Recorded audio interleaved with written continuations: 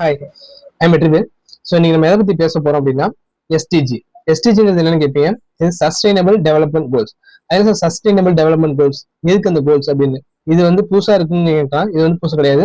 2015 United nation வந்து இதை start பண்ணிட்டாங்க. அவங்களோட எய்ம் என்னன்னா பை 2030 அதாவது அவங்க செட் ஆஃப் கோல்ஸ் வச்சிருக்காங்க, அதை அச்சீவ் பண்ணணும் அப்படின்னு சொல்றாங்க. எதுக்கு இப்போ நம்ம தேவையில்லாம அந்த கோல்ஸ் அச்சீவ் பண்ணணும் அப்படிங்கிற ஒரு கொஸ்டின் உங்களுக்கு வரும். அதோட பில்லர்ஸ் ஃபர்ஸ்ட் நான் சொல்றேன். ஸோ அந்த பில்லர்ஸ் நீங்க தெரிஞ்சுட்டீங்கன்னா அதுக்கப்புறம் அந்த கோல்ஸ் சொன்னா உங்களுக்கு வந்து கொஞ்சம் ரிலேட் பண்ணிக்க முடியும்.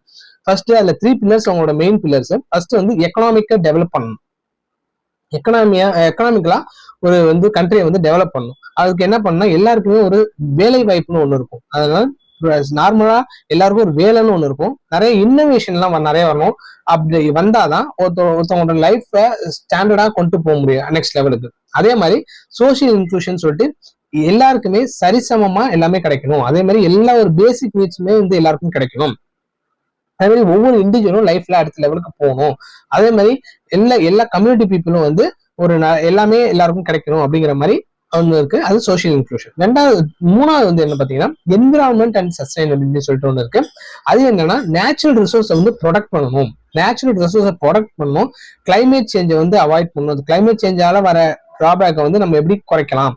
அதுக்கப்புறம் ஒரு நேச்சரை வந்து எப்படி நம்ம வந்து சேவ் பண்ணலாம், அதாவது சஸ்டைனபிளா வச்சிருந்து அடுத்த ஜென்ரேஷன் வந்து எப்படி கொடுக்கணும் அப்படிங்கிற மாதிரி இந்த பில்லர்ஸ் இருக்கு. 17 கோல் சொன்னேன், அதுல ஒவ்வொன்றா சொல்லுவேன். அதுல ஃபர்ஸ்ட் கோல் என்னன்னா நோ பாவர்ட்டி, ரெண்டாவது ஜீரோ ஹங்கர், மூணாவது வந்து குட் ஹெல்த் அண்ட் வெல்பீயிங், அப்புறம் நாலாவது குவாலிட்டி எஜுகேஷன், அஞ்சாவது gender equality, 6 clean water and sanitation, 7 வந்து அஃபோர்டபுள் அண்ட் கிளீன் எனர்ஜி, 8 வந்து decent work and economic growth, 9 வந்து இண்டஸ்ட்ரி இன்னோவேஷன் அண்ட் இன்ஃப்ராஸ்ட்ரக்சர், 10 வந்து ரெடியூஸ்ட் இன்இக்வாலிட்டிஸ், 11 வந்து சஸ்டைனபிள் சிட்டிஸ் அண்ட் கம்யூனிட்டிஸ், 12 வந்து responsible consumption and production, 13 வந்து climate action, 14 life below water, 15 life on land, 16 வந்து piece justice and strong institution, and 17 வந்து partnership for the அப்படின்னா அந்த 17 கோல்ஸ்ல உள்ள ஒரு கோல் எடுத்து அந்த ஒரு கோல்ல உள்ள கெரியர் ஆப்ஷன்ஸ் வந்து நம்ம எக்ஸ்ப்ளோர் பண்ணலாம். ஸோ அது எப்படி என்னென்ன கெரியர் ஆப்ஷன் இருக்கு, அவங்களோட ரோல்ஸ் அண்ட் ரெஸ்பான்சிபிலிட்டி என்ன அப்படின்னு பார்க்கலாம்.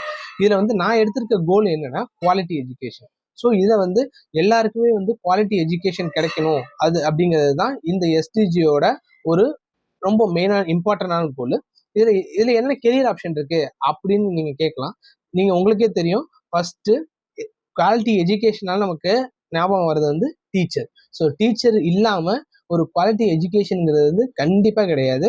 ஸோ வந்து டீச்சருங்கிறது தான் ஒரு இதுல வந்து first and mainly important career இதுல. ஸோ அவங்க என்ன பண்றாங்க, அவங்க ஃபர்ஸ்ட் அவங்க தான் மெயினா டீச் பண்ணுவாங்க. ஸோ வந்து நிறைய வந்து நாலேஜ் ஸ்டூடெண்ட்ஸ்க்கு வந்து நாலேஜ் கொடுப்பாங்க. ஸோ அவங்க வந்து மென்டாராகவும் இருப்பாங்க, கைட் பண்ணுவாங்க. ஒரு எமோஷனல் அண்ட் மாரல் சப்போர்ட் வந்து ஒரு ஸ்டூடெண்ட்டுக்கு கண்டிப்பாக கொடுப்பாங்க. அவங்க ஒரு இன்ஸ்பிரேஷனாக இருப்பாங்க. நெக்ஸ்ட் வந்து அவங்களோட ரோல் மாடலாக ஸ்டூடெண்ட்ஸ் எடுத்துப்பாங்க. ஸோ அந்த மாதிரி தான் டீச்சர்ஸ்லாம் இருந்தால் தான் அது வந்து அவங்க வந்து ஒரு எஃபெக்டிவ் டீச்சர் அப்படின்னு நம்ம வந்து பிலீவ் பண்ணலாம். அதுக்கப்புறம் வந்து ஸ்கில் டெவலப்மெண்ட்ல வந்து மெயின் கான்ட்ரிபியூஷன் அவங்க கொடுக்குறாங்க.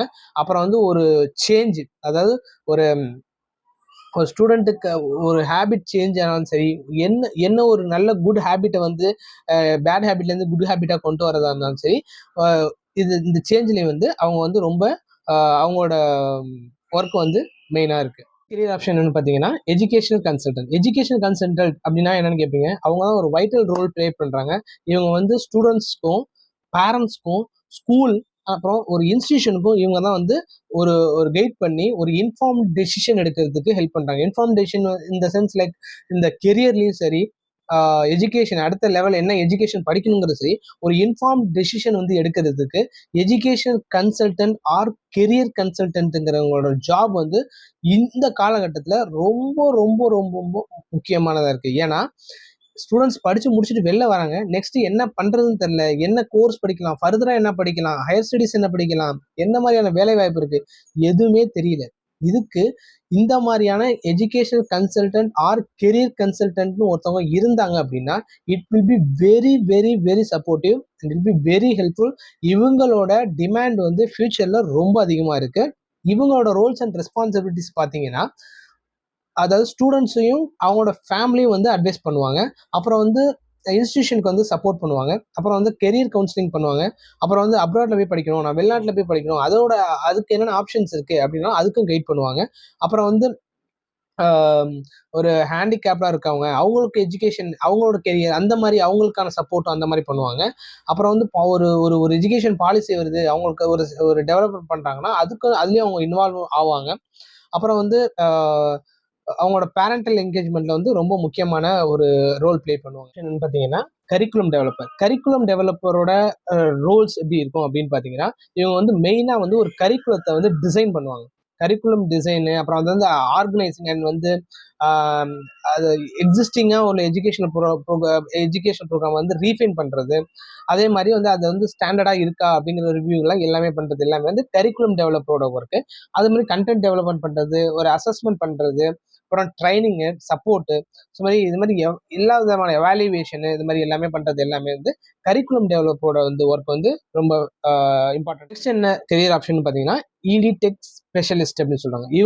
இவங்க எப்படி ஆக்ட் பண்ணுவாங்க அப்படின்னா, டெக்னாலஜிக்கும் எஜுகேஷனுக்கும் நடுவில் பிரிட்ஜ் மாதிரி ஆக்ட் பண்ணுவாங்க.